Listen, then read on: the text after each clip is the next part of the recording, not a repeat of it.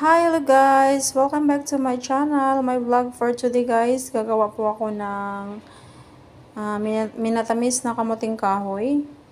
So, ayan, lagyan ko siya ng gata. Ito po yung gata guys, at saka sugar. Lagyan ko siya ng sugar. So, ayan, kinat ko na po yung kamuting kahoy. Hindi siya maliwanag guys.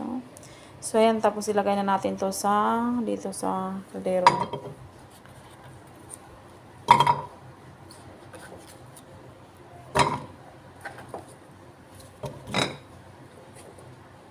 Marami pala siya guys.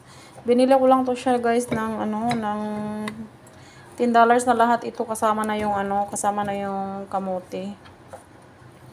So ayan, napakarami pala siya. Sana magkasya tong gata ko. So ayan, lagyan natin siya ng gata. Ay, siguro tubig muna no, tapos gata. Hindi ko alam. Parang tubig yata muna ang ilalagay ko guys bago ang Sige, tubig na lang muna sana. Ayan ako muna. Bago yung bago yung para may siya. Ayan. Pagkatapos siya, nung kumulo na siya guys. Pag kumulo na siya.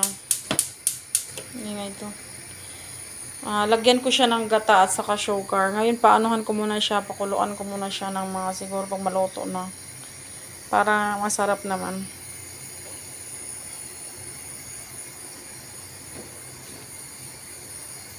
Diba, masarap to guys. Tapos itong kamote mamaya. Itong kamote guys. Sayangin ko na lang yan. Or bukas ba. Pang pang breakfast or dinner. Tingin, ko lang, tsansahin ko lang kung anong gagawin ko nito. So, ayan guys, good luck sa ating minatamis na kamuting kahoy. Sana masarap siya at saka tamang-tama sa pagluluto. Kasi first time ko magluto ng ganito guys. Kasi mostly sa amin, sinasaing lang talaga to. Sinasaing lang namin, pero kailangan niyang gawin ng ganyan para siyang desserts. So, good luck everyone!